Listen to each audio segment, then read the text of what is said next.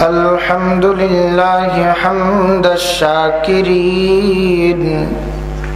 ونؤمن به إيمان الموقنين ونقر بوحدانيته قرار الصادقين ونشهد أن لا إله إلا الله رب العالمين ونشهد أن سيدنا وحبيبنا ومولانا محمدا عبد الله ورسوله الذي أرسله بالحق بشيرا ونذيرا وداعيا إلى الله بإذنه وسراجا منيرا أما بعد فأعوذ بالله من الشيطان الرجيم بسم الله الرحمن الرحيم وأما من خاف مقام ربه ونهى النفس عن الهوى فإن الجنة هي المأوى قال رسول الله صلى الله عليه وسلم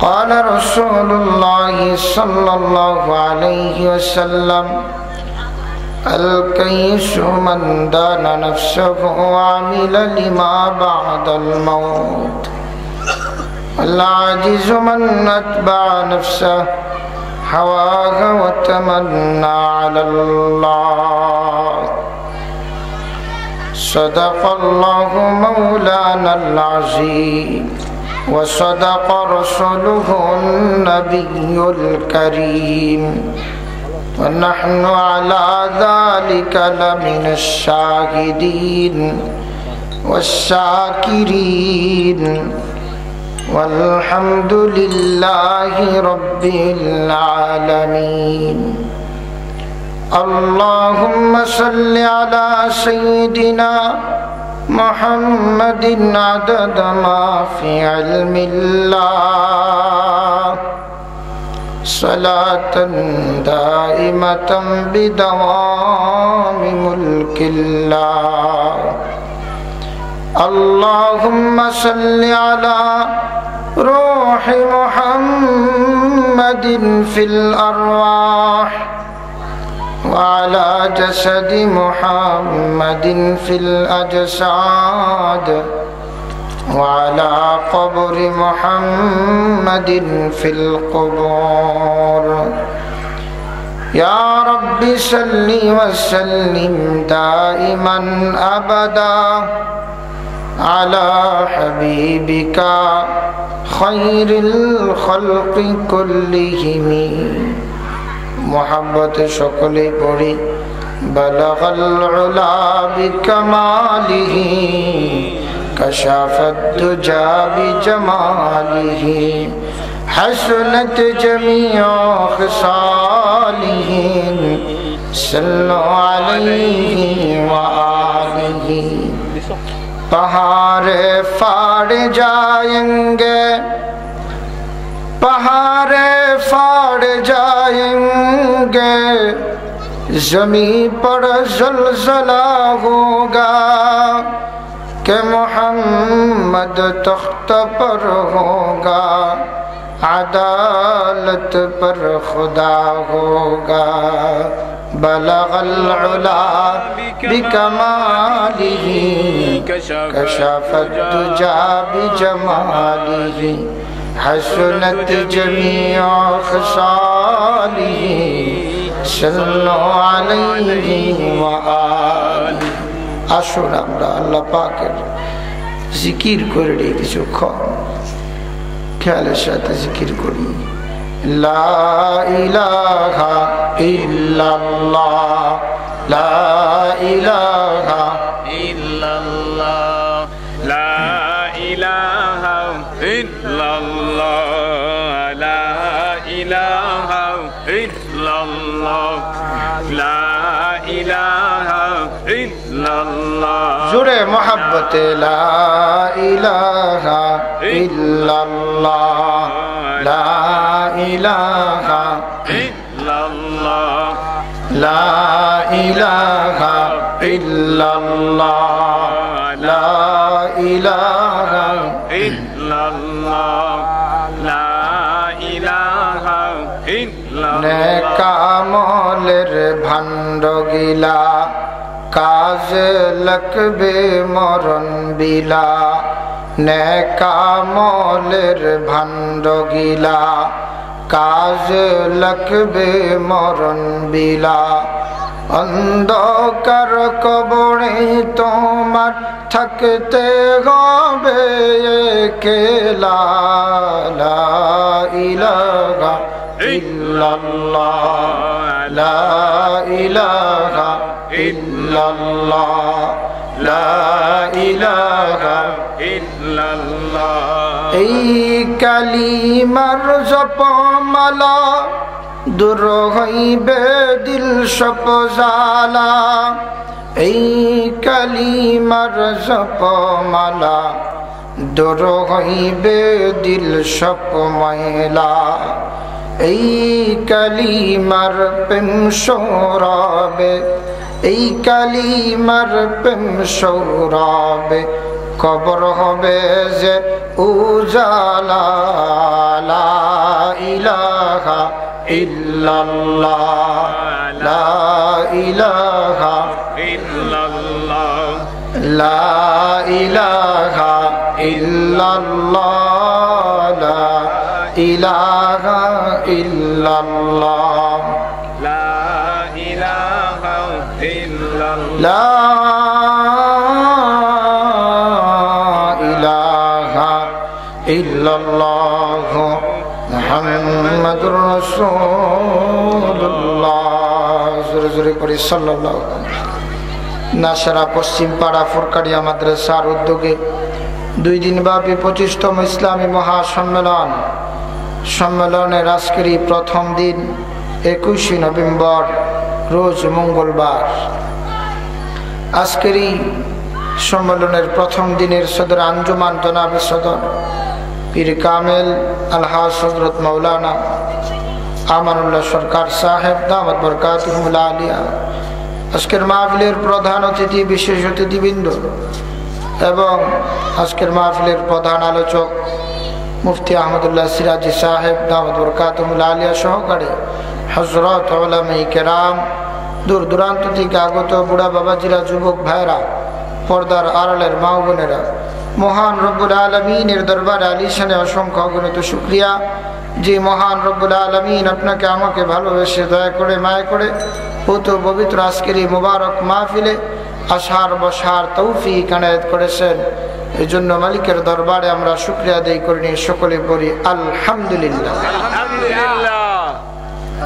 আমার আলোচনার প্রারম্ভে আমি আপনাদেরকে একটা কথা পরিষ্কার বলে দিতে চাই। যারা এখনো বাহিরে এলোমেলোভাবে হাঁটতেছি, আমি আপনাদের বিবেকের কাছে একটা প্রশ্ন রাখবো। প্রশ্নটা হলো এই মাহফিল এটা বেহেশতের বাগানের মাহফিল, এই মাহফিল গুনাহ মাফের মাহফিল, এই মাহফিল এরকম এক মাহফিল যেখান থেকে মানুষ আগে নামাজ পড়তো না, নামাজি হয়ে ফিরে যায়। এই দামি মাহফিল ছেড়ে আপনি বাহিরে কি খুঁজতেছেন? ওখানে কিছুই তালাশ করে পাবেন না। দয়া করে এখানে ভিতরে প্রবেশ করেন।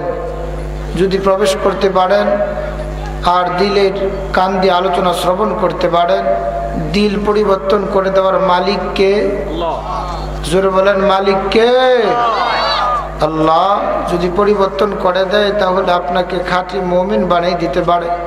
সম্মানিত সুধী, আমি আলোচনার প্রারম্ভে আরেকটি কথা আপনাদেরকে বলে দিতে চাই। এটা হলো যে আমি আলোচনা শুরু করার যখন এখানে বসি তখন নিয়ত করি একটাই, যে মানুষের সৌন্দর্য, মানুষ আমাকে মারহাবা দিবে, মানুষ আমাকে খুব বলবে যে চমৎকার আলোচনা হয়েছে, এই টোটাল এই প্রোগ্রামটা আমার মাথার থেকে আমি ডিলিট করে দেই। আমি চিন্তা করি এখানে বসে যেই কথাগুলি বললে মানুষ কিভাবে আল্লাহর গোলাম হবে, মানুষ কিভাবে আল্লাহর গোলাম হবে, এই ফিকির নিয়ে বসি। চাই কেউ দাওয়াত দেখ আর না দেখ, এটার টার্গেট আমার নাই। এই টার্গেট বাদ দিয়া খেয়াল একটাই, মানুষ যাতে করে আল্লাহর গোলাম হয়ে যায়, এই টার্গেট নিয়ে এখন কথা বলার ফিকির করতেছি ময়দানে।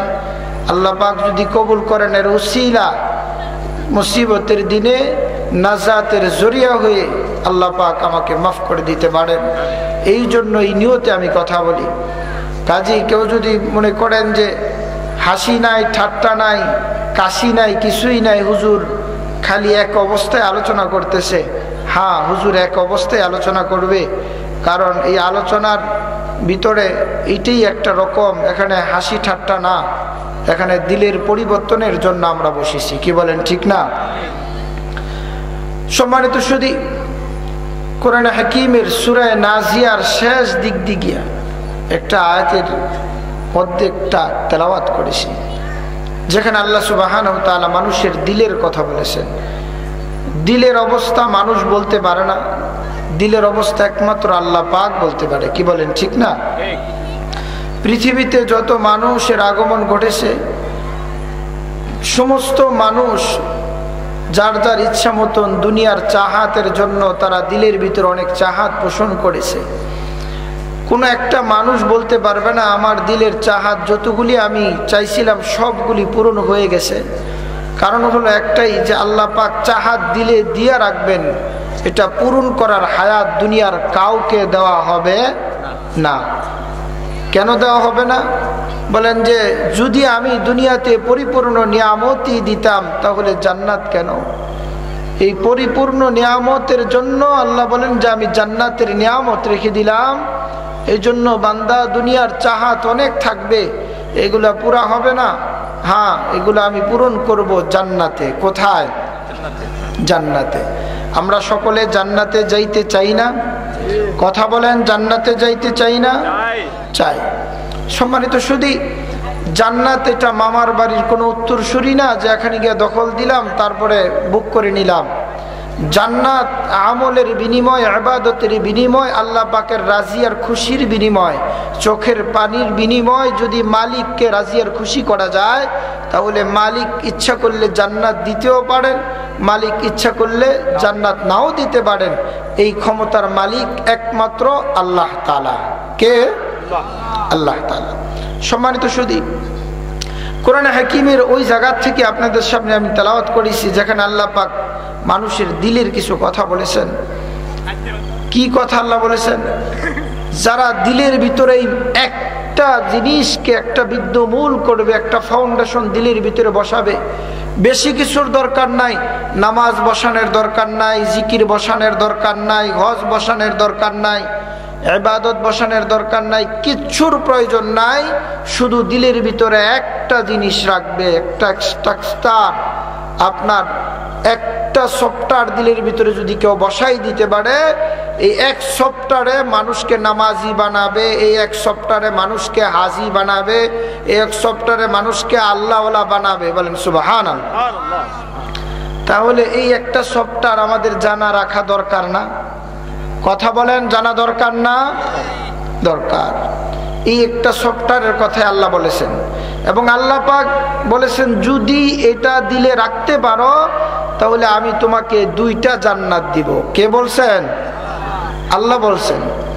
আল্লাহ তাআলা বলেন ওয়া আম্মা মান খাফা মাকামা রাব্বিহি وَأَمَّا مَنْ خَافَ مَقَامَ رَبِّهِ وَنَهَى النَّفْسَ عَنِ الْهَوَى। আল্লাহ তাআলা বলেন দুনিয়ার মানুষেরা দিলের ভিতরে যদি একটা জিনিস বসাইতে পারো,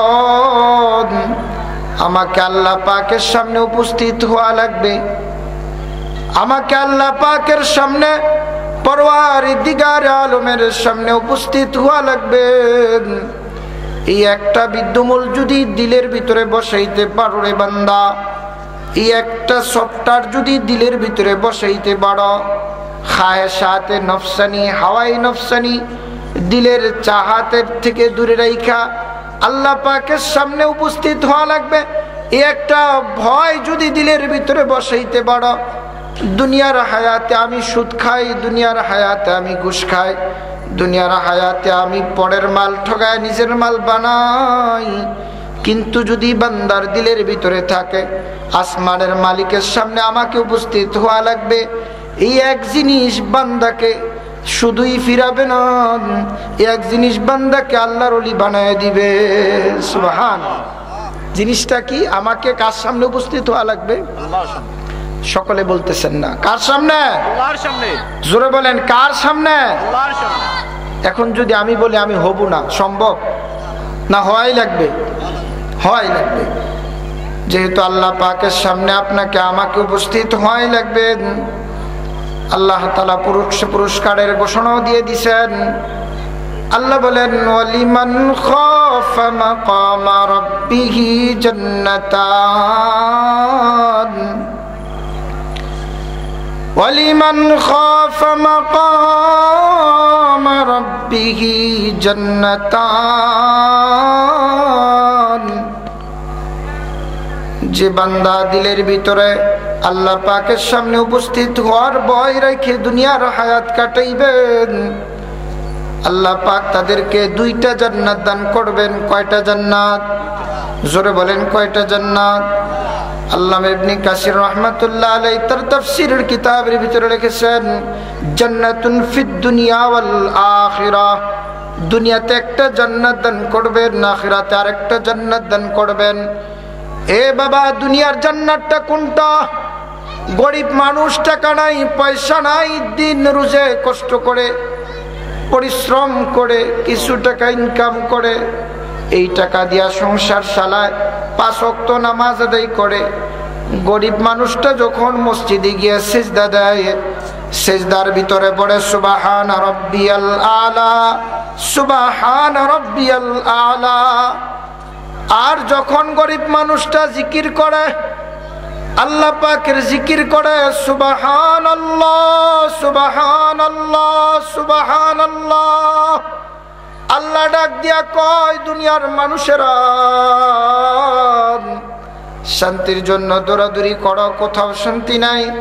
আল্লাহ বলেন, আল্লাহ বিযিকরিল্লাহি তাতমাইন্নুল কুলুব, আমি শান্তি রেখে দিয়েছি আমি আল্লাহ পাকের জিকিরের ভিতরে। সুবহান।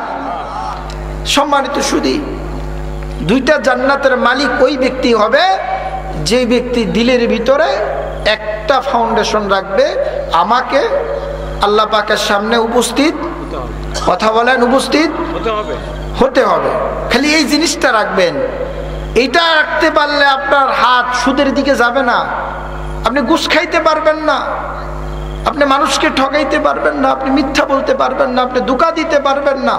এই একটা সফটওয়্যার দিলে বসায় নেন, আজকে সারা জীবন আর ওয়াজ শোনা লাগবে না, যে আমাকে আমার মালিকের সামনে উপস্থিত হওয়া লাগবে। এই ভয়টা ভিতরে ঢুকায় নেন। আল্লাহ পাক দুইটা জান্নাত দিবে, একটা দুনিয়া আর একটা আখিরাত। কি জান্নাত? জান্নাতের অবস্থাটা কি? দুনিয়ার সব সময় তৈরি থাকবে। হাকিমুল উম্মত মুজাদ্দিদুল মিল্লাত শাহ আশরাফ আলী থানভী রাহমাতুল্লাহ আলাইহি তার বয়ানুল কোরআনের ভিতরে লিখেছেন, জান্নাতি মানুষের পরিচয় কিভাবে তুমি পাইবা, জান্নাতি মানুষের পরিচয় তুমি কিভাবে পাইবা।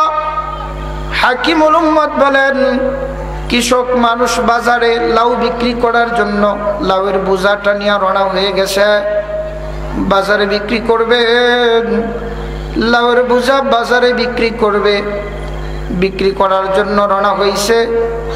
পথিমধ্যে নামাজ রক্ত হয়ে গেছে, নামাজ পড়েছে, নামাজ পড়ার পরে রওনা হয়ে গেছে।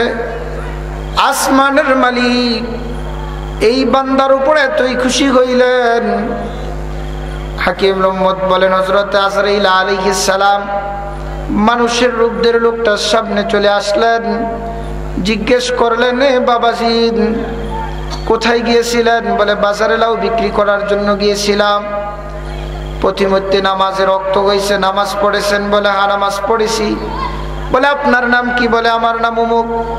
আসমানের ভিতরে আমি আজরাইল ঘুরতেছিলাম, আপনারই নামটা ফেরেশতারা বলা বলি করতেছিল। ফেরেশতারা বলতেছিল এই লোকটা নাকি জান্নাতি, লোকটা নাকি জান্নাতি। তো জান্নাতি মানুষটা দেখার জন্য আমি আজরাইল আসলাম। সুবহানাল্লাহ। জান্নাতি মানুষটা দেখার জন্য আমি আজরাইল আসলাম। লোকটা সঙ্গে সঙ্গে বলে ভাই আলহামদুলিল্লাহ, আপনি আসছেন, বড় ভালোই হয়েছেন। আমি তো সব সময় আপনার অপেক্ষায় আছি। বলে কিভাবে? বলে আমি ওযু করে বাড়ির থেকে লাউ বিক্রি করার জন্য বের হয়েছি। এই যে গামছাটা দেখেন কাদের উপরে, এটা আমার জায়নামাজ। যেখানেই নামাজের সময় হয়ে যায় ওখানে এটা বিছিয়ে দেই। এ আজরাইল ভাই 2 মিনিট সময় দেন, কিয়াম অবস্থায় দাঁড়ায়া মাওলার সাথে একটু সম্পর্ক করব। সিজদায় গিয়া মাওলাকে সুবহানা রাব্বিয়াল আলা বইলা তার পবিত্রতার ঘোষণা দিব। পবিত্রতার ঘোষণা দিতে থাকবার এই মুহূর্তের ভিতরে আমার জানটা আপনি কবজ করে নেবেন। আজরাইল বলে জানটা কবজ করার জন্য আসি নাই, জান্নাতি মানুষ তুমি, তোমাকে দেখার জন্য এসেছি। সুবহানাল্লাহ। এ আল্লাহর বান্দা, তোমার এখনো সময় হয় নাই। হ্যাঁ, যদি ওই সময় অনুযায়ী আমি এসে দেখি তোমার অবস্থা এই অবস্থা হয়ে যায়, আখিরাতের পথে জান্নাতে যাওয়ার জন্য, আল্লাহর রাস্তায় যাওয়ার জন্য তুমি সব সময় তৈরি থাকো, তাহলে আমার দিল সাক্ষী দেয় নির্ঘাত তুমি জান্নাতে চলে যাইবা। এজন্য আল্লাহ বলেন ওয়ালিমান খাফা মাকামা রাব্বিহি জান্নাতান। আল্লাহ তাআলা বলেন যারা আল্লাহর ভয় রাখবে দিলের ভিতরে, আল্লাহ পাকের সামনে উপস্থিত হওয়ার ভয় রেখে দুনিয়ার হায়াত কাটাইবে, আল্লাহ সুবহানাহু তাআলা তাদেরকে 2টা জান্নাত দান করবেন। একটা হলো দুনিয়াতে ইবাদতের মজা লাগাই দিবেন, দুনিয়াতে নামাজের মজা লাগাই দিবেন, দুনিয়াতে তেলাওয়াতের মজা লাগাই দিবেন, দুনিয়াতে তাসবির মজা লাগাই দিবেন, দান করার মজা লাগাই দিবেন, দুনিয়াতে ভালো কাজ করার রুচিবোধ লাগাই দিবেন। দুনিয়ার ভিতরে যত কাজ বান্দা করবেন সমস্ত কাজগুলি যেন জান্নাতের নিয়ামত আল্লাহ বানায় দিবেন। সুবহানাল্লাহ। এটা দুনিয়ার জান্নাত আর একটা আখিরাতের জান্নাত বরাদ্দ থাকবে। একটা জিনিস দিলে বসানো লাগবে, কি? আমাকে কার সামনে উপস্থিত হওয়া লাগবে? ওয়াজ শুনেন না, এটা দিলে বসান। কার সামনে উপস্থিত হওয়া লাগবে? জোরে বলেন, কার সামনে? এই একটা জিনিস বসান। গতকালকে আমার বাবা ইন্তেকাল করছেন। আমার বাবা, এই যে আমার পাশে আমার চাচা বসা আছেন, আমানুল্লাহ সরকার সাহেব, ওনার সাথে চলাফেরা করছেন। অত্যন্ত ভালো মানুষ ছিলেন, সবসময় জিকির করতেন। 5-7 দিন আইসিইউতে ছিলেন। একজন জাকির ছিলেন সবসময়, আল্লাহ পাক নিয়ে যাবে। তা আমি দেখতাম হুশ আসলেই উনি হুজুর কথা বলতে, নামাজের কথা বলতো। যতক্ষণ পর্যন্ত হুশ ছিল ততক্ষণ জিকির করত।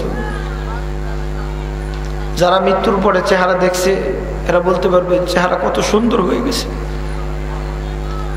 তো এই লোকটার একটা আমল ছিল যে আলেম ওলামাদেরকে এত কদর করতেন। আমার বাবা আলেম ওলামাদেরকে এত কদর করতেন, মনে হইতো যেন যে নিজের বাড়ির আপন কোনো মেহমান আসছে। এত কদর করতেন, এত মেহমানদারি করতেন। আজকে কবরে রেখে এসছি ভাই।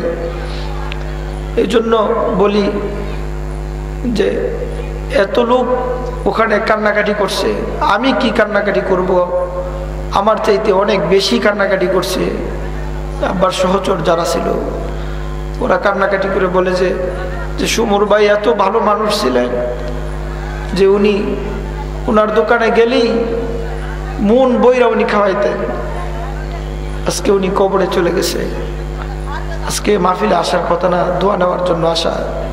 তো এই জন্য এরকম কিছু আলোচনা আমরা শুনবো যে আলোচনার দ্বারা আমাদের দিলটা পরিবর্তন হয়ে আখিরাতমুখী হয়ে যায়। বাবা, দুনিয়াতে কেউ থাকতে পারবে না, কি বলেন, থাকা যাবে?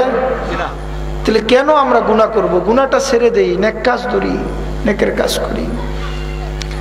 আজকে সমাজের ভিতরে মানুষকে দুনিয়ার দিকে টানার মানুষের অভাব নাই। এ বাবা, ব্যবসায় সফলতা এই দিকে যাও, এ বাবা চাকরি সফলতা এই দিকে যাও, বাবা তুমি কি করতে চাও, রাজনীতি করবা, এই দলে ভর্তি হও, তোমার সফলতা ওখানে। এরকম লোক খুঁজে খুব পাওয়া মুশকিল যে বাবা এই দিকে আসো, তোমার সফলতা এখানে, তুমি জান্নাতে যাইবা, তুমি এই গুনাহটা ছেড়ে দাও। আছে সমাজে, আছে, খুব কম।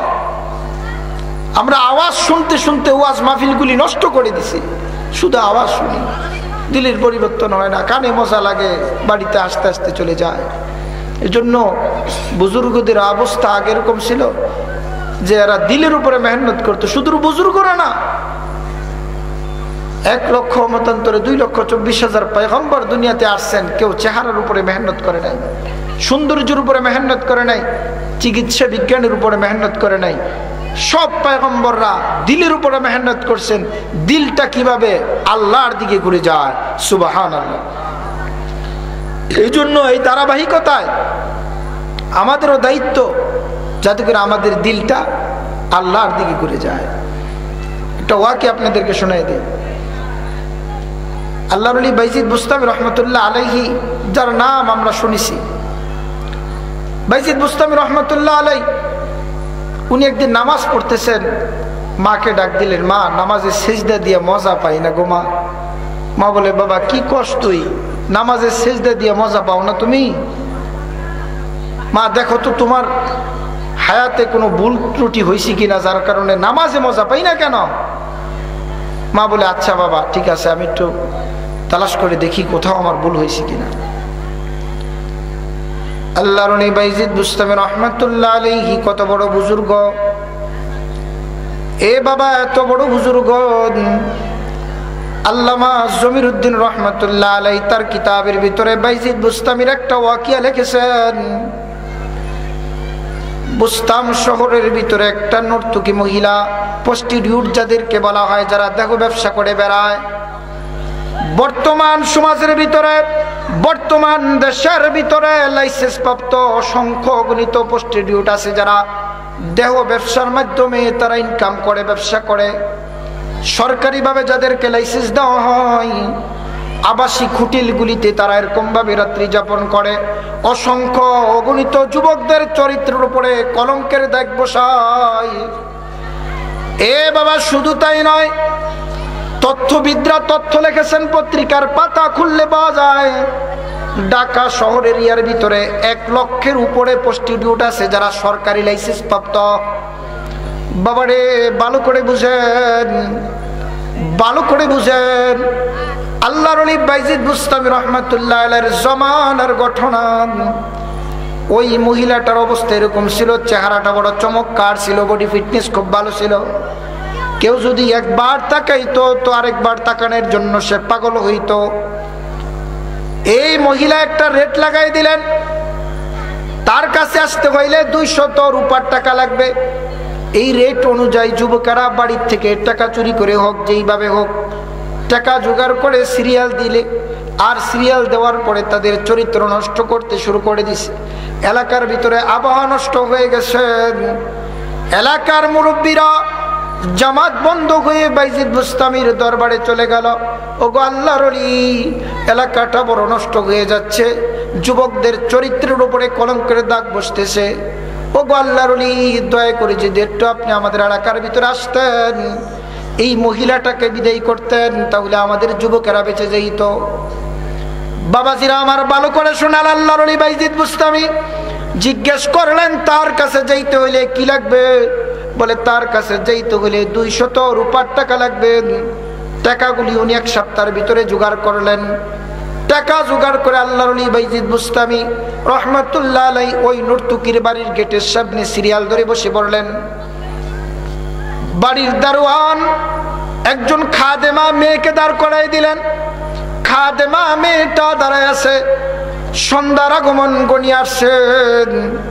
খাদেমা তার মনিবাকে ডাক দিয়ে বলে, মনিবা, ও মনিবা, প্রতিদিন 8 জন 10 জন করে সিরিয়াল দেয়, কিন্তু আজকে একজন মানুষ বসা, যেই মানুষটার মুখে দাঁড়িয়ে আছেন, যেই মানুষটার মাথায় টুপি আছে, যেই মানুষটার মাথায় পাগড়ি আছে, যেই মানুষটার গায়ে জুব্বা আছে, এই মানুষটা আজকে সিরিয়াল ধরে বসা। ও মনিবা, কি করব? লোকটাকে জিজ্ঞেস করো সে কি জন্য আসছে। জিজ্ঞেস করলেন, কি বাবা, আপনি কি জন্য আসলেন? বলে, তোমার মনিবার সাথে সাক্ষাৎ করতে চায়। বলে, চলে যান, এটা সাধারণ কোনো দরবার নয়, এখানে 200 রূপার টাকা লাগবে। বলে, টাকা আমি নিয়ে আসছি, তুমি নিয়ে যাও। খাদেমা 200 রূপার টাকা নিয়ে ভিতরে প্রবেশ করলেন। ভিতরে প্রবেশ করার পরে মনিবার হাতে দিয়ে দিলেন। মনিবা বড় আনন্দ চিত্তে বললেন, ঠিক আছে, বুড়াকে বলো ভিতরে আসতে। আল্লাহর ওলি বাইজিদ বুস্তামি রহমাতুল্লাহ আলাইহি একটা গাঠুরি নিলেন, গাঠুরিটা নিয়ে ভিতরে প্রবেশ করলেন। ভিতরে প্রবেশ করার পরে ওই মহিলাকে ডাক দিয়ে বলে, এ মা, ভালো করে শোনো, আজকে রাত্রের জন্য আমি তোমাকে খরিদ করেছি। এ মা, তোমার শরীরের ভিতরে যে রেশমি পোশাকগুলি আছে, পর্দার আড়াল হয়ে রেশমি পোশাকগুলি খুলে ফেলো। আমার এই গাঠুরির ভিতরে মোটা কাপড় আছে, এগুলো পরিধান করো, আর গোসল হয়ে পবিত্র হয়ে নাও। উনি চিন্তা করলেন, এগুলো আমি করতে যাব না, নিষেধ করে দিলেন। এবার আল্লাহর ওলি বলেন, আজকে রাত্রের জন্য আমি তো তোমাকে খরিদ করে নিয়েছি, আমি যা বলবো তাই তোমাকে করতে হবে। মহিলাটা বাধ্য হয়ে বলে, হযরত, ঠিক আছে, তাই করব। বহু হুজুররাই তো অনেক কথা বলে, একটু দেখি পরে মোটা কাপড় পরলে কিরকম হয়। গোসল শেষ করে মোটা কাপড় পরিধান করে রুমের ভিতরে আসার পরে দেখা আল্লাহর ওলি বাইজিদ বুস্তামি রহমাতুল্লাহ আলাইহি 2টা জায়নামাজ বিছায় রাখলেন। একটা জায়নামাজের উপরে আল্লাহর ওলি বাইজিদ বুস্তামি দাঁড়িয়ে গেলেন, আরেকটা জায়নামাজের উপরে ওই মহিলাকে দাঁড় করায় দিলেন। দাঁড় করায় দেওয়ার পরে আল্লাহর ওলি বাইজিদ বুস্তামি আল্লাহকে ডাক দিয়ে বলেন, পরওয়ারদিগার আলম, মহিলাটা জিনার কাজের ভিতরে লিপ্ত ছিল, এলাকার যুবকদের চরিত্র নষ্ট করতেছিল। পরওয়ারদিগার আলম, আমার কাজ আমি করেছি, জিনার থেকে ফিরাইয়া ওযু গোসল করাইয়া পবিত্র করাইয়া জায়নামাজে দাঁড় করাই দিয়েছিল মালিক। জায়নামাজে দাঁড় করাই দেওয়ার মালিক আমি, কিন্তু দিল পরিবর্তন করার মালিক আমি না। ঠিক কিনা বলে? দিল পরিবর্তন করার মালিক তুমি। মেহেরবানি করে দিলটা পরিবর্তন করে দাও। মহিলার দিলের ভিতরে আল্লাহ পাকের ভয় ঢুকে গেছে। আল্লাহ পাকের ভয় এরকম লাগছে, মহিলা বাইজিদ বুস্তামির পা জড়ায় দিয়া বলে, ও আল্লাহর ওলি, জীবন ভর জিনা করলাম, প্রস্টিটিউটের কাজ করলাম, দেহ ব্যবসা করলাম, কোন একজন মানুষ আমার কাছে আইসা বলে নাই পরিবর্তনের কথা। কোন একজন মানুষ আমাকে বলে নাই এটা ছেড়ে দাও। আমাকে বুক করার জন্য, উপভোগ করার জন্য এলাকার যুবকেরা পাগল, কেউ তো আইসা বলে না পরিবর্তন হওয়ার জন্য। ও গো আল্লাহর ওলি, বুঝতে পেরেছি আমার নানি বড় সুন্দর ছিল, নানির চেহারাটা বড় সুন্দর ছিল, নানি ইন্তেকাল করেছে। মার চেহারাটা অনেক সুন্দর ছিল, মাও ইন্তেকাল করেছেন। আমার চেহারাটা অনেক সুন্দর, কিন্তু একদিন থাকবে না। কবিতার ভাষায় বলেন, कैसे कैसे खूबसूरत रानिया शहजादिया तन बदन सब गुल गया है, शक्ल सूरत क्या हुई, कैसे कैसे ताजदारे बादशाह चल बस, ओ खजीना बालखाना शान शौकत क्या हुई, ऐ बरादर जी जहानत रफ्तनत जानो बा इज़राइल आखिर बादनत, बाप बाई माँ बुगी सब जन बजन और यारगार, आशिको माशूक नूकर बंदे खिदमत गुजार, हुस्न तेरा चंद रोज आखिर फला हो जाएगा, जिस पे तेरा नाजो है खाक मिल जाएगा। ও গো আল্লাহর ওলি, বুঝতে পেরেছি এই রূপ সৌন্দর্য সৌরলাদি বডি ফিটনেস একদিন মাটির সাথে মিশে যাবেন। কাজে আমাকে তওবা পড়ায় দেন। আল্লামা জমিরুদ্দিন তার কিতাবের ভিতরে লেখেন, এই মহিলাটা জমানার একজন আবেদা মহিলা হয়ে দুনিয়া থেকে ইন্তেকাল করেছে। আওয়াজ করে বলেন সুবহানাল্লাহ। এ বাবা, আগের দিনের ওলিরা মানুষের দিল পরিবর্তন করার ফিকির করেছেন, কিভাবে মানুষটা আল্লাহওয়ালা হয়ে যায় ফিকির করেছেন। আজকে উস্কানি চলে, কারোই ফিকির নাই। গুটি কয়েকজন মানুষ শুধু মানুষের দিল পরিবর্তনের ফিকির করে, আর মানুষগুলি শুধু আওয়াজ শোনাইতেছে, দিলের পরিবর্তন হয় না। 2 ঘন্টা 3 ঘন্টা শুনতেছে, দিল যা আছে আগের অবস্থায় আছে, কোনো পরিবর্তন নাই, দিলের ভিতরে কোনো কিছু বসে না। এই জন্য আল্লাহ তাআলা বলেন, বান্দা দিলের ভিতরে একটা সফটওয়্যার বসাও, যদি বসাইতে পারো সমস্ত গুনাহ থেকে আমি আল্লাহ তোমারে বাঁচায় দিব। সুবহান। এই একটা সফটওয়্যার বসানো লাগবে। আল্লাহর ওলি বাইজিদ বুস্তামি রহমাতুল্লাহ আলাইহি মাকে ডাক দিয়া বললেন, মা নামাজে মজা পাই না। মা ডাক দিয়া বললেন, বাবা একটু খেয়াল করে দেখি কোথায় বেগতিক হয়ে গেল। মা চিন্তা ভাবনা করার পরে বাইজিদ বুস্তামিকে ডাক দিয়া বলে, বাইজিদ, ও বাইজিদ, তুমি যখন আমার পেটের ভিতরে ছিলা, তুমি যখন নড়াচড়া দিতে পারতা, কোনো হারাম খাদ্য যদি আমি পেটে প্রবেশ করাইতাম, তুমি জোরে লাড়াচাড়া দিতা, জবান দ্বারা মুখ দ্বারা এটা বের হয়ে যেত রে বাইজিদ। এ বাইজিদ, তোমাকে পেটে রেখা কোনো হারাম খাই নাই। আল্লাহর ওলি বাইজিদ বলে, লড়াচড়া দিয়েছি তো 1 মাস 2 মাস না, 40 দিন পরে আরো পরে দিয়েছিলাম। এর আগে যদি আপনি খেয়ে থাকেন তাহলে তো এটার খবর আমার কাছে নাই। আল্লাহর ওলি বাইজিদের কথা অনুসরণ করে মা দেন করলেন, কোথায় অন্যায় হয়ে গেছে, অপরাধ হয়ে গেছে। ডাক দিয়ে বলেন, বাইজিদ রে, বহুদিন আগের ঘটনা, তুমি যখন মাত্র পেটের ভিতরে আসতেছিলে, ওই সময় মাছ দেখলে আমার বমি চলে আসে, গোস্ত দেখলে আমার বমি চলে আসে, খাবার খাইতে পারি না। ঘুরতে ঘুরতে ঘুরতে ঘুরতে তোমার চাচি আম্মার ছাদের উপরে গিয়েছিলাম। ছাদের উপরে গিয়ে দেখি তোমার চাচি আম্মা কিছু তেঁতুল সুগানের জন্য দিয়েছিল। এই তেঁতুল থেকে মাত্র 2 দানা তেঁতুল আমি খেয়েছিলাম। মনে পড়ে বিনা অনুমতিতে তোমার চাচি আম্মার থেকে 2 কোষ তেঁতুল খেয়েছিলাম, এতটুকুই মনে পড়ে। আল্লাহর ওলি বাইজিদ বলে, মা যান তাড়াতাড়ি করে তেঁতুলের মাপ চেয়ে নেন। এ বাবা, মা ভালো তো সন্তান ভালো, মা পবিত্র তো সন্তান পবিত্র। পশ্চিমা বিশ্বের মানুষগুলি বলে, একটা ভালো মা উপহার দেন, একটা ভালো জাতি আমি উপহার দিব। এ বাবা, কেন এই কথাগুলি বলেন? ফরমা যদি ভালো থাকে ইটটা সুন্দর হয়, ফরমায় যদি ফাটল দেখা দেয়, ইটের দায় কোখানো ফাটল দেখা দেয়, ঠিক কিনা বলে? মা ডাক দিয়ে বলে, বাইজিদ তুই সেজদা দে আল্লাহর দরবারে, মাপ চাওয়ার জন্য আমি বের হইলাম। হযরতে বাইজিদ এশার নামাজের পরে সেজদায় পড়লেন। বাইজিদের মা এশার নামাজের পরে ঘর থেকে বের হয়ে গেল, চাচি আম্মার বাড়িতে ক্ষমা চাওয়ার জন্য গেল। তেঁতুলের ক্ষমা একজনের কাছে নয়, কয়েকজনের কাছে ক্ষমা নিতে গিয়া রাত্রি ভোর হয়ে গেছে। আল্লাহর ওলি বাইজিদ সেজদা অবস্থায় আছে, সেজদা থেকে মাথা তুললেন, মা দরজা খুললেন। আসসালামু আলাইকুম ওয়া রাহমাতুল্লাহ, আসসালামু আলাইকুম ওয়া রাহমাতুল্লাহ। মাগো, তেঁতুলের ক্ষমা কি নিয়ে আসছেন নাকি? এতদিন যাবৎ সেজদা দেই, কোনো মজা পাই না রে মা, কিন্তু আজকে যে সেজদা দিলাম মনে হয় সেজদাটা আরশে আজিমের মধ্যে ধাক্কা লাগাই দিছে। সুবহানাল্লাহ। কবিতার ভাষায় বলেন, যদি আল্লাহর সাথে তোমার ভাব হয়ে যায়, ক্ষেতের লাইলেও যদি তুমি সেজদা দাও, সেজদা আরশে মুআল্লাই ধাক্কা লাগাই দিবে। গরচে সেজদা জমিনে ফরশে গুদান, গরচে সেজদা জমিনে ফরশে গুদান, আসজুদাল বিরফতে আরশে খোদা।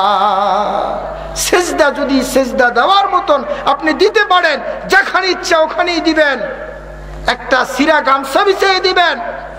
কিন্তু যদি দিল আর মন আপনার ঠিক থাকে, আপনি ক্ষেতের লাইলে সিজদা লাগাইবেন, এটা আরশে মুআল্লায় ধাক্কা লাগাই দিবে। সুবহানাল্লাহ। সম্মানিত সুধী, দিলের ভিতরে কার ভয় রাখা লাগবে? আমাদেরকে আল্লাহ পাকের সামনে কি উপস্থিত হওয়া লাগবে না? জোরে বলেন, হওয়া লাগবে না?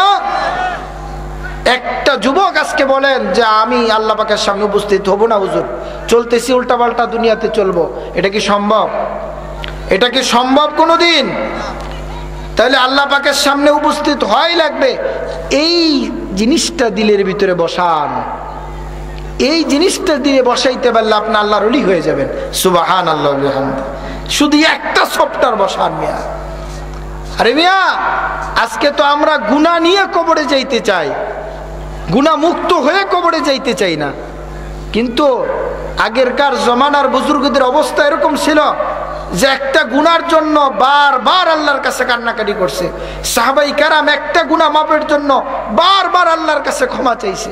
কিন্তু আমরা কয়দিন আল্লাহ পাকের কাছে গুনার জন্য ক্ষমা চাইছি? আমাদের তো কোনো রেকর্ড নাই যে আমরা আল্লাহর কাছে কান্নাকাটি করি। আমাদের চোখে পানি নাই, দিলের ভিতরে অনুশোচনা নাই। আমরা এখন এবিট হয়ে গেছি। স্বাভাবিক চলতে চলতে রুনাজারি বন্ধ হয়ে গেছে, চোখের পানি বন্ধ হয়ে গেছে, কান্নাকাটি বন্ধ হয়ে গেছে। এই জন্য আসমান থেকে রহমতের দরওয়াজায় তালা লাগানো। নেকের কাজ করছে, এত বেশি করছে, তারপর আফসোস করছে, হায় কিছুই তো করতে পারি না। বাবাজিরা আমার, খুব ভালো করে নিবেন, খলিফাতুল মুসলিমিন হযরত ওমর, খলিফাতুল মুসলিম হযরত ওমর মসজিদ নববীর বাহিরে দাঁড়িয়ে আছেন। বাহিরে দাঁড়ানো অবস্থায় একজন যুবক খলিফাতুল মুসলিমিন হযরত ওমরের কাছে তার জীবনের একটা ওয়াকিয়া বর্ণনা করলেন। যুবকটা বর্ণনা করলেন, খলিফাতুল মুসলিমিন বিস্মিত হয়ে গেলেন। যুবককে নিয়ে মসজিদ নববীর ভিতরে আল্লাহর পয়গম্বরের কাছে গেলেন। আল্লাহর পয়গম্বরকে ডাক দিয়ে বলি, ইয়া রাসূলুল্লাহ, এই যুবকটার কথাগুলি আপনি শুনেন।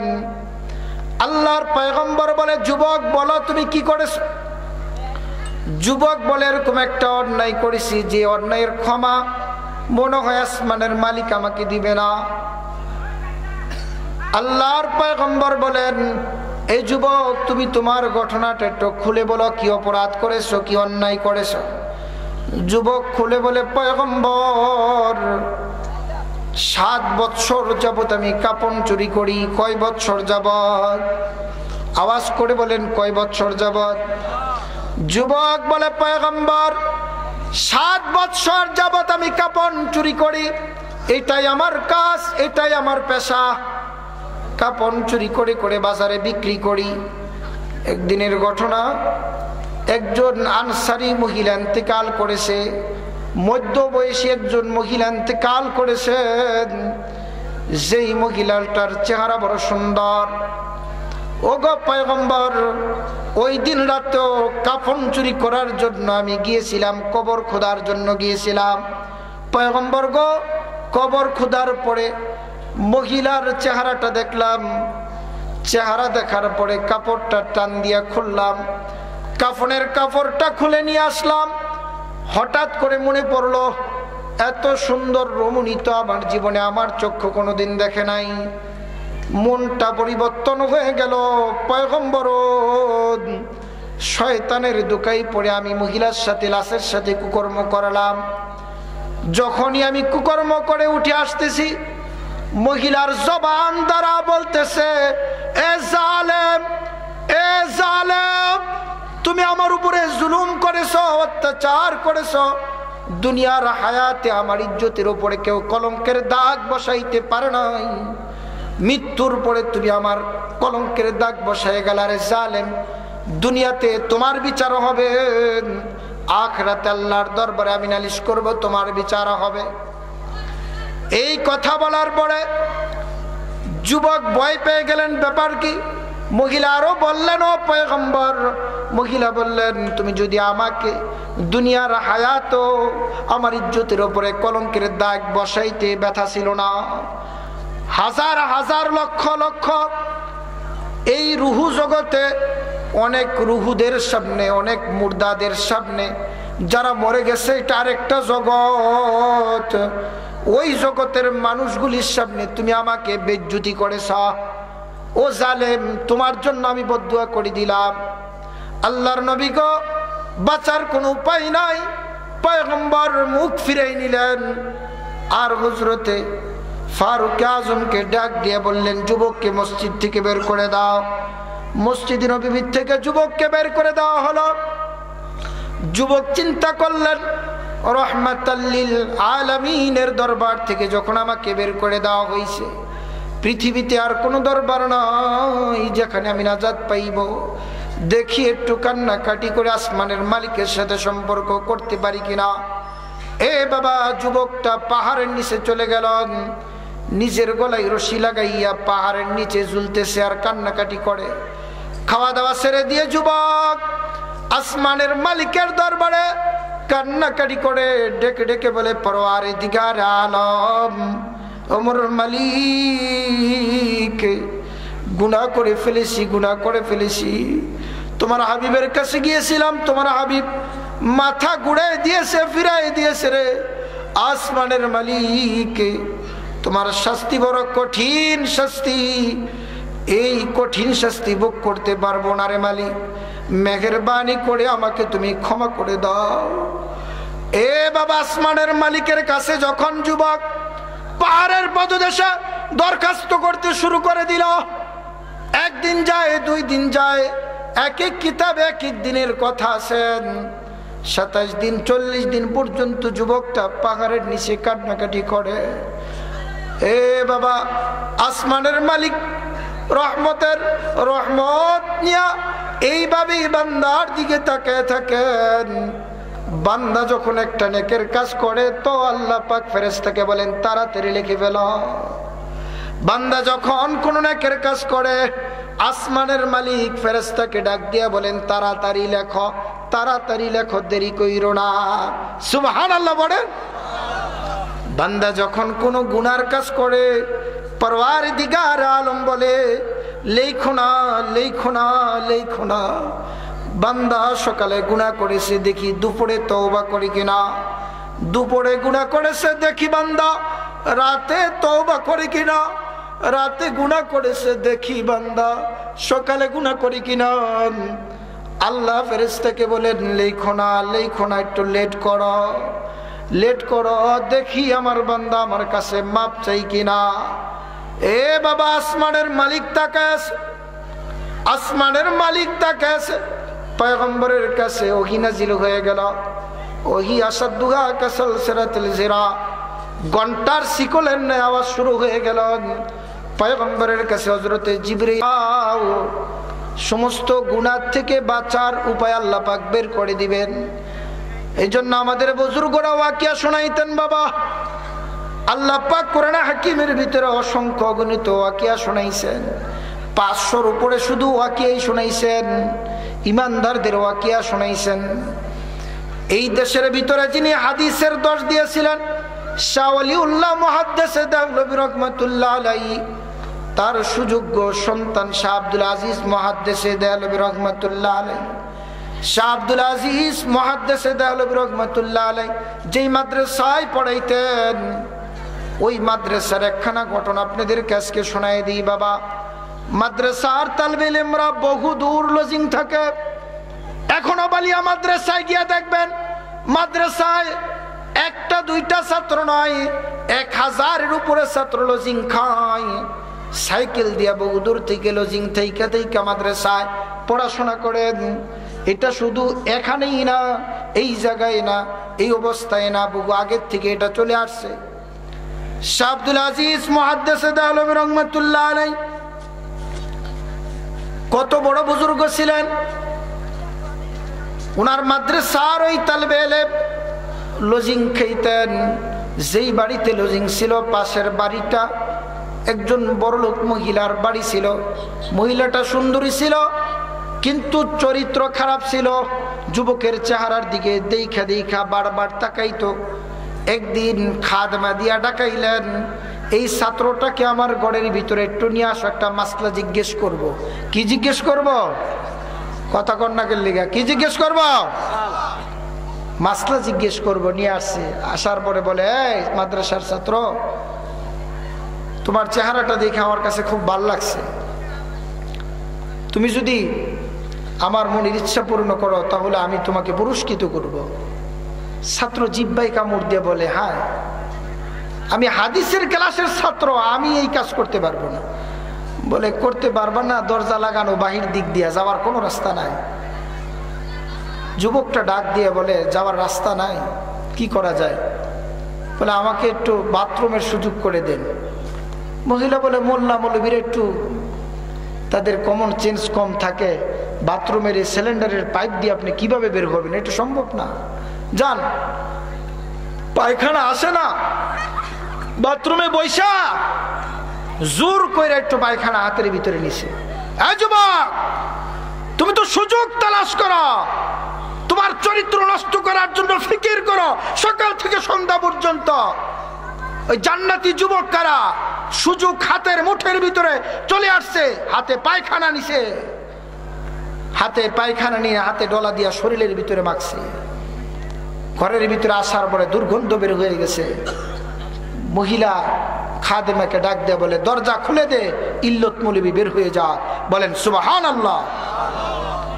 শাহ আব্দুল আজিজ মুহাদ্দিস রাহমাতুল্লাহ আলাইহি, তিনি হাদিসের ক্লাসের ভিতরে হাদিস পড়াইতেছিলেন। আল্লাহর ওলিদের চক্ষু শুধু এই চর্মচক্ষু না, আর একটা চক্ষু আছে।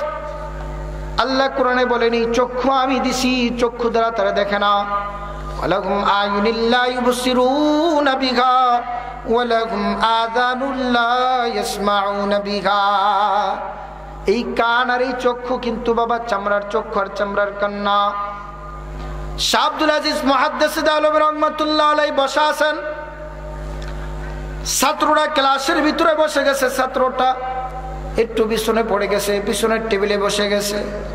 আব্দুল আজিজ মুহাদ্দিস রাহমাতুল্লাহ আলাইহি ডাক দিয়ে বলেন, কে জান্নাতে সুগ্রাণ মাখা আতর লাগাইছো?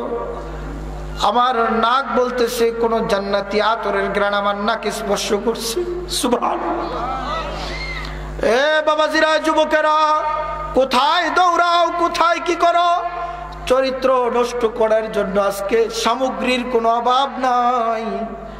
মোবাইলের মাধ্যমে চরিত্র নষ্ট হয়, ফেসবুকের মাধ্যমে চরিত্র নষ্ট হয়, এরকম ভাবে ইন্টারনেটের যুগে কত কায়দায় চরিত্র নষ্ট হয়। মহিলাদের পোশাক পরিচ্ছদ এখন অর্ধউলঙ্গ, অবস্থা বড় খারাপ। যুবকদের চরিত্র সকাল বিকাল নষ্ট হইতেছে। পিওর একটা যুবক খুঁজা পাওয়া যায় না, পিওর একটা মেয়েও ভালো খুঁজা পাওয়া যায় না, ঠিক কিনা বলে? শাহ আব্দুল আজিজ মুহাদ্দিস রাহমাতুল্লাহ আলাইহি বলেন, কে জান্নাতি আতর লাগাইছ? যুবক মনে মনে ভাবতেছে, মনে হয় ভালো করে গোসল করতে পারি নাই, তাড়াহুড়া করে ডুব দিয়েছি, শরীরের কোথাও না কোথাও মনে হয় পায়খানা লেগে গিয়েছে। এই জন্য যুবকটা মাথা নিচের দিয়ে বসে আছে।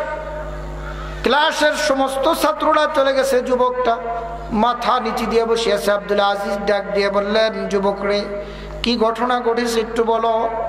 যুবকটা বলতে শুরু করলেন, আল্লাহর ওলি ভালো করে শুনেন, লজিং বাড়ি যাইতেছিলাম, প্রতিমধ্যে এই ভদ্র মহিলার বাড়ি।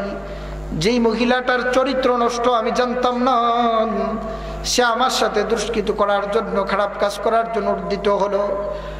ও আল্লাহর ওলি শুনে রাখেন, বাঁচার উপায় কোনো একটাও নাই। পাইছি একটা বাঁচার উপায়টা কায়দা মতো আদায় করে তারপরে বেঁচে আসছি। শাহ আব্দুল আজিজ মুহাদ্দিস রাহমাতুল্লাহ আলাইহি দেরি করলেন না। যুবকটার হাত ধরে মাদ্রাসার ওই ঘন্টা যেখানে পিটানো হয় অফিসের সামনে দাঁড় করাই দিলেন। নিজ হাত দ্বারা ঘন্টা পিটাইলেন। মাদ্রাসার সমস্ত তালিবে ইলমরা চলে আসলো। জরুরি ঘন্টা কি জন্য হুজুর ডেকেছেন? আল্লাহর ওলি আব্দুল আজিজ ডাক দিয়ে বললেন, এ ছাত্ররা শুনে রাখো, আল্লাহ পাক যেই যুবকের ঘটনা, যেই ইমানদারের ঘটনা, জান্নাত দেওয়ার ঘটনা কোরআনে হাকিমের ভিতরে বলেছেন, এই যুবক যদি তোমরা দেখতে চাও তোমাদের এই ভাইয়ের চেহারার দিকে তাকাইয়া দেখো। সুবহানাল্লাহ। আল্লাহ বলেন, আম্মা মান খাফা মাকামা রাব্বিহি ওয়া নাহান নাফসা আনিল হাওয়া ফাইন্নাল জান্নাতা হিয়াল মাওয়া। আল্লাহ বলেন, ওয়ালিমান খাফা মাকামা রাব্বিহি জান্নাতান। এ বাবা আব্দুল আজিজ রহমাতুল্লাহ আলাইহি কথা স্পষ্ট করে বলে দিলেন, যে যুবক গুনাহ করার শক্তি পেয়েছে, সুযোগ পাইছে, সুযোগ পাওয়ার পরে গুনাহ থেকে বেঁচে আসছে, দিলের ভিতরে একটাই চিন্তা করেছে, আমাকে আসমানের মালিকের সামনে উপস্থিত হওয়াই লাগবে। এই একটা ফাউন্ডেশন দিলের ভিতরে বসাও। এ যুবকেরা, দিলের ভিতরে একটা ফাউন্ডেশন বসাও। আমি যুবক, আজকে যুবক, একদিন না একদিন বুড়া হয়ে যাব, তারপরে ঠিকানা কবর হবে। দেখিস না আমল নামার ভিতরে 8 রাকাতের সওয়াব লেখা দেয়। এ বাবা, দুনিয়ার সরকার পেনশন দেয়, আসমানের মালিক বলে দুনিয়ার সরকার পেনশন দেয়। আমি আসমানের মালিক যখন আমার আশেক বান্দারা বুড়া হয়ে যায়, আশেক বান্দারা যুবক বয়সের মতন আর ইবাদত করতে পারে না, যখন বুড়া হয়ে যায়, আমি আসমানের মালিক বুড়া বয়সে তাদেরকে 2 রাকাত পড়লে 8 রাকাতের সওয়াব দিয়ে দেয়। সুবহানাল্লাহ। একটু জিকির করেন, লা ইলাহা ইল্লাল্লাহ, মুহাব্বতে লা ইলাহা ইল্লাল্লাহ, লা ইলাহা ইল্লাল্লাহ। একটু জিকির করেন, লা ইলাহা ইল্লাল্লাহ, লা। 15 মিনিটে শেষ করে দেবেন। ইজ্জত হরমত চাইলাম না, ইজ্জত হরমত চাইলাম না, মৌলা মালো দৌলত চাইলাম না, তোমারি দিদার নসিব করা এই তো মোদের কামনা, এই তো মোদের কামনা। জোরে লা ইলাহা ইল্লাল্লাহ, লা ইলাহা ইল্লাল্লাহ, লা ইলাহা ইল্লাল্লাহ, লা ইলাহা। পয়গম্বর বলেন, আলী রে, না না না না, নামাজের মুসাল্লায় শেষ পর্যায়ে সালাম একটা ফিরে সোয়ার একটা সালাম ফিরাইতে পারবে কি পারবে না? এক সালাম থেকে আরেক সালাম পর্যন্ত যে সময়টা, এই সময়টা হলো তোমার হায়াতে জিন্দিগি। এ বাবা, সাহাবাই কেরামদের অবস্থা দেখেন। খলিফাতুল মুসলিমিন হযরত ওমর, খলিফাতুল মুসলিমিন হযরত ওমর এত দামি সাহাবী। পয়গম্বর বলেন, লাউ কানা বাদি নাবিয়্যাল লাকানা উমর, আমার পরে যদি উপযুক্ত নবী কেউ হইতো, আল্লাহ যদি কাউকে নবী বানাইতো, ওমরকে নবী বানাই দিত। ইসলাম সে তো পরশমণি, তাদেরকে পেয়েছে খুঁজি, পরশে তাহার সোনা হলো জ্বালা, তাদেরকেই মোড়া বুঝি। বলেছেন হযরত রাসূল আখিরি পয়গম্বর, আমার পরে যদি নবী হতো কেউ, হতো ঠিক সে ওমর। অর্ধ পৃথিবী শাসন করেছেন ধুলির তক্তে বসিন, খেজুরের পাতার প্রাসাদে তাহার বাড়ে বাড়ে গেছে খুশি। এ বাবা, হযরত ওমর কত দামি সাহাবী, গাছের পাতার দিকে তাকাইয়া বলতেন, আমি যদি গাছের একটা পাতা হইতাম তাহলে জমিনে পড়ে যেতাম, মানুষ আমাকে নিয়ে চুলায় আগুন ধরাই দিত, আমার কোনো হিসাব থাকতো না। আবু বকর সিদ্দিক কত দামি সাহাবী। আল্লাহর পয়গম্বর বলেন, আয়েশা গো, আকাশের যে তারকাগুলি দেখা যায়, এই তারকার যে একজন সাহাবীর আমল আছে। হযরত আয়েশা বলেন, সাহাবীর নাম কি? পয়গম্বর বলেন, সাহাবীর নাম হলো হযরত উমর। হযরত আয়েশা মনে মনে একটু চিন্তা করলেন, বাবার নামটা বলল না। আল্লাহর পয়গম্বর বলেন তামাম দুনিয়ার সমস্ত মানুষের আমলগুলি যদি এক পাল্লার ভিতরে রেখে দেওয়া হয়, ইখলাসগুলি যদি এক পাল্লার ভিতরে রেখে দেওয়া হয়, হযরতে আবু বকর সিদ্দিকের ইখলাস যদি অপর পাল্লার ভিতরে রেখে দেওয়া হয়, তাহলে আবু বকরের ইখলাসের ওজন তামাম পৃথিবীর মানুষের চাইতে বেশি হয়ে যাবে। এ বাবা, ওনাদের অবস্থা কি ছিল? জান্নাতুল বাকিতে হযরতে আবু বকর সিদ্দিক দাঁড়াইয়া দাঁড়াইয়া বিনাইয়া বিনাইয়া কাঁদতেন। সাহাবায়ে কেরাম জিজ্ঞেস করলেন, আবু বকর, জান্নাতুল বাকির ভিতরে কেন আপনি কান্নাকাটি করেন? হযরতে আবু বকর বলেন, দেখো না, জান্নাতুল বাকিতে আমার অনেক সাথীরা জান্নাতের নিয়ামত প্রাপ্ত হয়ে জান্নাতের ভিতরে আসে, কিন্তু আমি আবু বকর গুনার ময়দানে আসি, খালি গুনাই করি।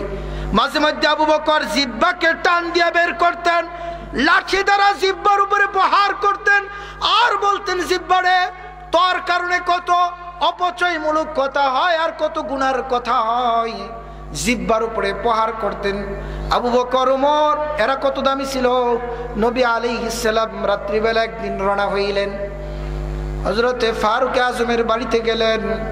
গিয়ে দেখে ফারুক আজম নামাজের মুসল্লায় দাঁড়ানো, কোরআনের তেলাওয়াত করতেছেন। আল্লাহর পয়গম্বর চলে আসলেন, দোয়া করলেন। এবার সিদ্দিক আকবরের বাড়িতে চলে গেলেন। গিয়ে দেখে আবু বকর সিদ্দিক কোরআন হাকিমের তেলাওয়াত করে, তেলাওয়াত করতেছেন।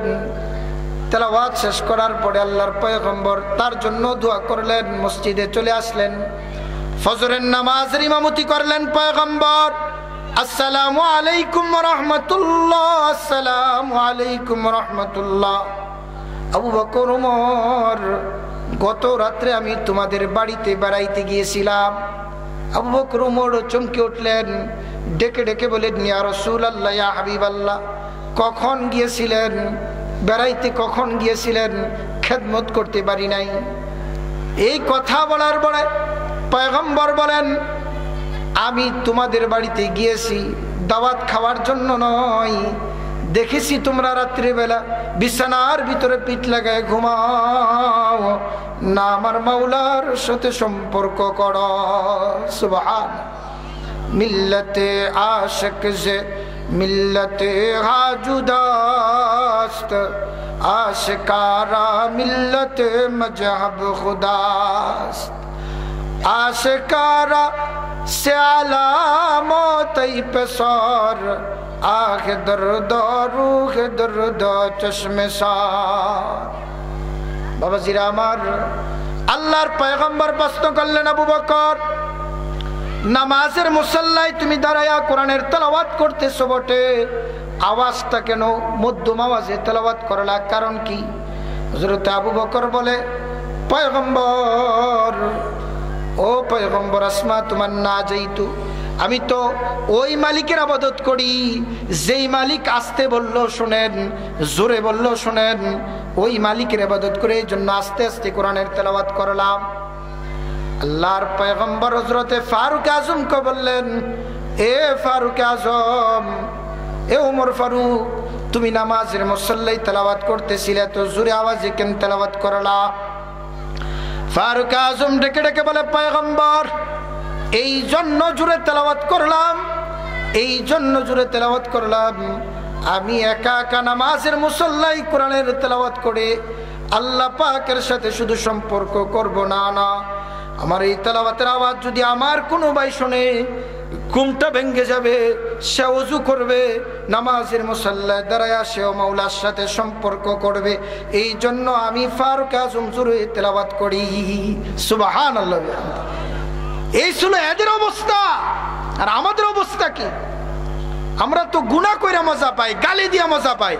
আজকে সমাজে গাড়িতে চলবেন, রিস্কায় চলবেন, খাত খামারে চলবেন, বাজারে চলবেন, এরকম গালি একজন আরেকজনকে দেয়, যেটা আমার মুখে বলতে পারতেছি না।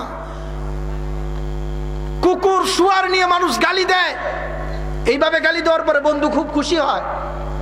বন্ধুরে এক বন্ধু বাবারে নিয়ে গালি দিছে, মারে নিয়ে গালি দিছে, ও মার হাবাদ, খুব খুশি। ও চিন্তাও করে না যে গালিটা কি দিল, ও মনে করতেছে খুব আনন্দ। কি বলেন, কথা ঠিক কিনা বলেন?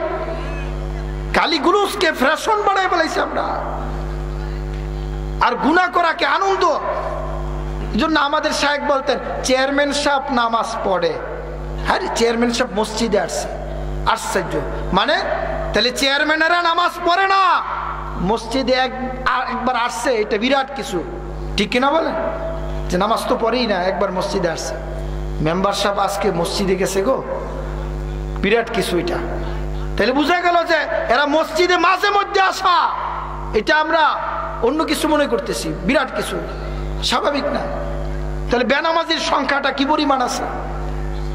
গুনাহ করতে করতে করতে করতে করতে গুনার ভিতরে এতই মজা, মানুষের একটা রাডার আল্লাহ পাক দিছেন, খুব খেয়াল করবেন। আগের দিনে রেডিও ছিল না, কথা বলেন, ছিল না রেডিও? রেডিওর ভিতরে সেন্টার পরিবর্তন করার একটা পুলি আছেন না, এটা ঘুরাইলে ঢাকা ক খ গ চট্টগ্রাম ধরতো কিনা? কথা বলেন, ধরতো কিনা? কিন্তু যদি এটার ফুলিটার সুতাটা ছিঁড়া যাইত, তাহলে কোনো সেন্টার ধরতো? খালি গে গে গে গে গে গে করতো।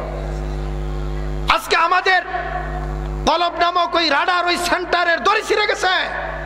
গুনার কারণে আমরা ন্যাকও বুঝি না, গুনাও বুঝি না, খালি গে গে করতেছি, যেদিকে ইচ্ছা ওদিকে চলতেছি। গুনাহ মাপ পাওয়ার জন্য কোন বুজুর্গের কাছে যাই না। এই মিয়া এখন আর বাইজিদ বুস্তামি আসবে না, এখন আর আব্দুল কাদের জিলানী আসবে না। বর্তমান জমানায় যারা আছে তারা আব্দুল কাদের জিলানী, এদের কাছে তওবা করো, এদের কাছে ক্ষমা চাও, গুনাহ মুক্ত হয়ে তারপরে কবরে যাও। যদি এদেরকেও না পাও, মসজিদের ইমাম সাহেবের কাছে হলো তওবা করে কবরে যাও। আল্লামা জাস্টিস তকি উসমানী বলেন, তুমি আব্দুল কাদের জিলানী তালাশ করো, এটা তোমার দ্বারা সম্ভব না, উনি আর আসবে না। বর্তমান জমানায় যারা ওলি আছে, যারা আলেম আছে, এদের আলোচনা তার পরবর্তী জমানার লোকেরা করবে যে না অমুক একজন ছিল। ধরে নেন এরকম বলবে যে রাউনাইডের আমানুল্লাহ সরকার সাহেব ছিলেন, 7 দিন ব্যাপী তাফসীর মাহফিল করাইছেন, মানুষকে ইসলামের জন্য সপ্তাহে সপ্তাহে তালিম দিয়েছেন। মানুষ বলবে যে আশ্চর্যের বিষয়, এই মানুষটা কিভাবে এই কাজগুলি করলো? একদিক দা মাহফিল, একদিক দা মাদ্রাসা, আরেক দিক দা তালিম, আরেক দিক দা তরবিয়াত, এই কাজগুলি কিভাবে করলো? আশ্চর্য হবে। পরের জমানায় যারা আসবে তারা এগুলো নিয়ে গবেষণা করবে যে একজন মানুষ এত কাজ কিভাবে করত। কথা বুঝতে পেরেছেন? এই জন্য আমরা কি গুনাহ নিয়ে কবরে যাইতে চাই, না গুনাহ মুক্ত হয়ে কবরে যাইতে চাই? জোরে বলেন, সকলে বলে না গুনাহ মুক্ত হয়ে কবরে যাইতে চাই, না গুনাহ নিয়ে কবরে যাইতে চাই? আরে মিয়া, সাহাবাই কেরামদের অবস্থা ছিল এরকম। এখন তো আপনার, এখন তো মানুষ, এখন যে মানুষ জিনা করে, যারা জিনা করে, আপনার একটা মহিলা একটা পুরুষ একসাথে একটা অবৈধ সম্পর্ক করলো, কিন্তু ইনজেকশন আছে, আপনার বিভিন্ন প্রক্রিয়া দিন আছে, সিস্টেম আছে, পেটে বাচ্চা হবে না। কথা সত্য কিনা বলে?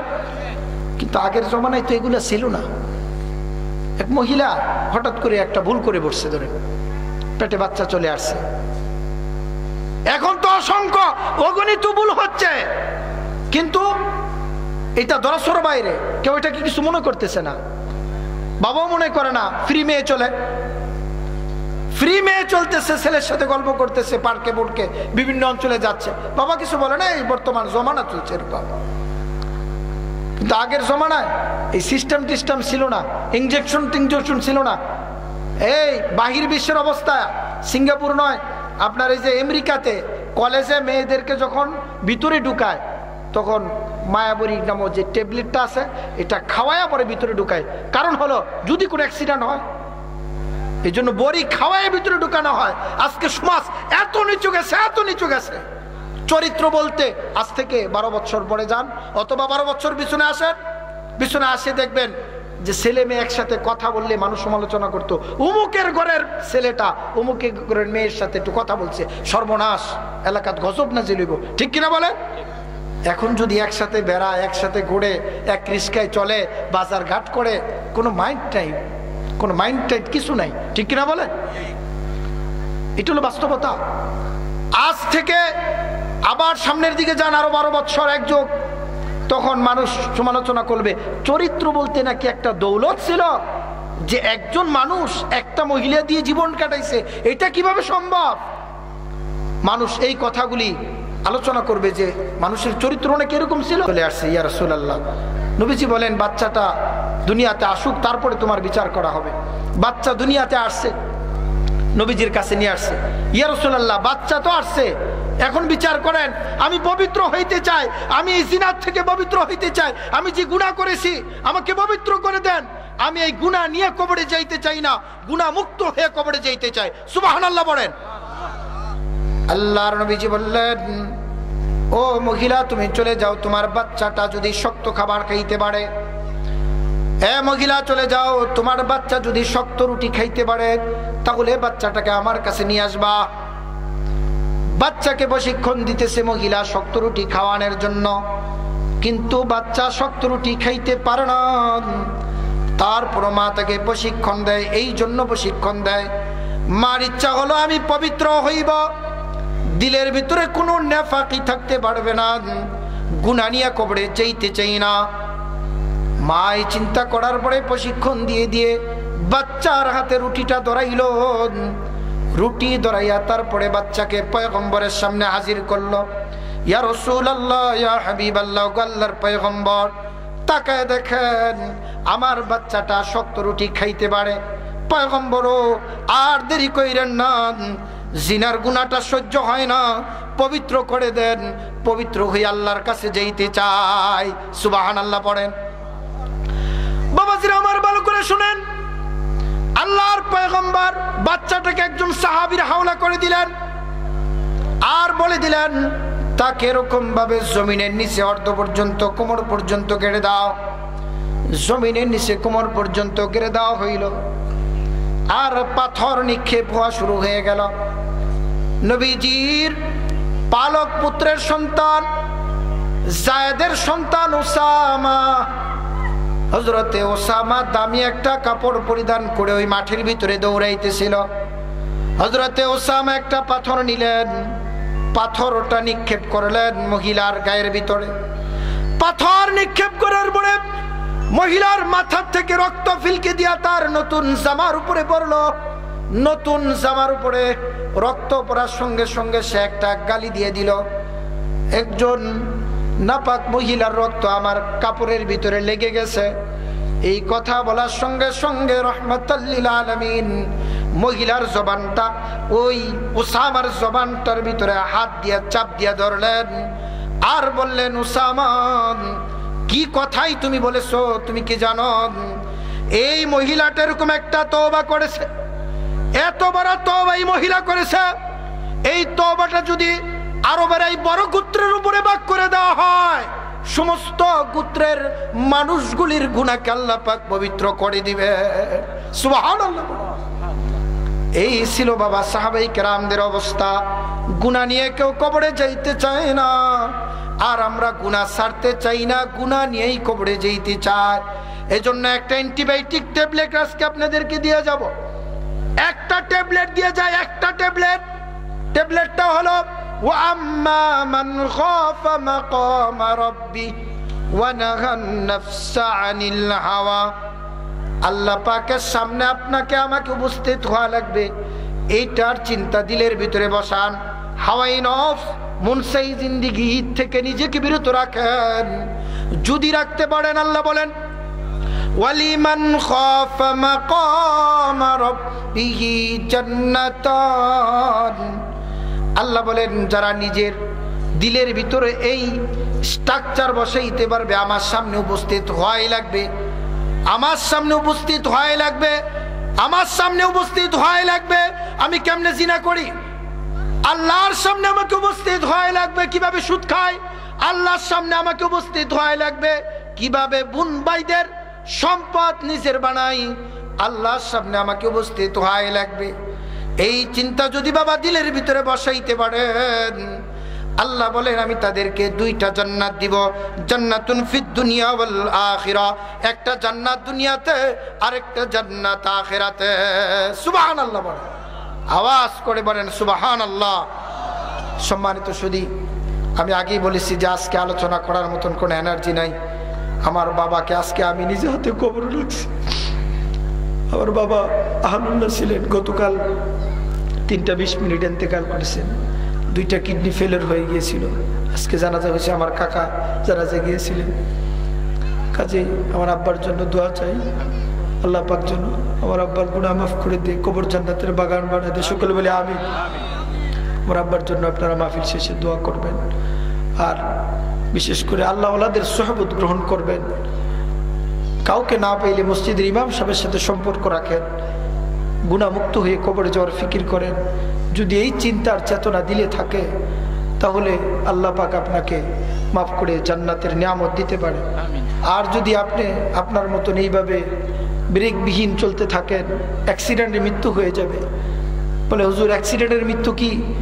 বলে অ্যাক্সিডেন্টের মৃত্যু হলো এইভাবে আপনার মৃত্যু হলো যে আপনার মুখে দাড়িটা নাই, এইভাবে আপনার মৃত্যু হলো আপনার বাড়িতে টেলিভিশন বাজে, এইভাবে আপনার মৃত্যু হলো ছেলে মেয়ে এগুলি মদ খায়, এইভাবে আপনার মৃত্যু হলো যে আপনি সুদের আড্ডায় ছিলেন। এটা অ্যাক্সিডেন্টের মৃত্যু, এটা স্বাভাবিক মৃত্যু না। কারণ এই অ্যাক্সিডেন্ট এরকম অ্যাক্সিডেন্ট, তারপরে আপনার ঠিকানা জাহান্নাম হয়ে যাবে। আর যদি আপনার মৃত্যুটা টোটাল স্টবিস অনুযায়ী হয়, যে সব সময় আপনি ওই রাখালের মতন, ওই লাউলার মতন তৈরি নিয়ে জীবন যাপন করেন, যে না সব সময় হালতটা থাকবে আমার এরকম, এখন আশ্রয় আসলে এখনই আমি দিয়ে দিব আমার জানটা, এইভাবে তৈরি নিয়ে চলেন, গরিব হন ধনী হন, তাহলে আল্লাহ পাককে খুশি করেন, দেন খেয়াল রাখেন। একটা দিলের ভিতরে চিন্তা রাখবেন, আমাকে আল্লাহর সামনে একদিন না একদিন উপস্থিত হওয়াই লাগবে। যদি এই চিন্তা দিলে বসাইতে পারেন, সমস্ত গুনাহ থেকে বাঁচা সম্ভব, সমস্ত নেক আমল করা সম্ভব। আল্লাহ পাক আমাদের প্রত্যেককে আমল করার তৌফিক দান করুক। সকলে বলি আমিন। ওয়া আখিরু দাওয়ানা আলহামদুলিল্লাহি রাব্বিল আলামিন। আসসালামু আলাইকুম ওয়া রাহমাতুল্লাহ।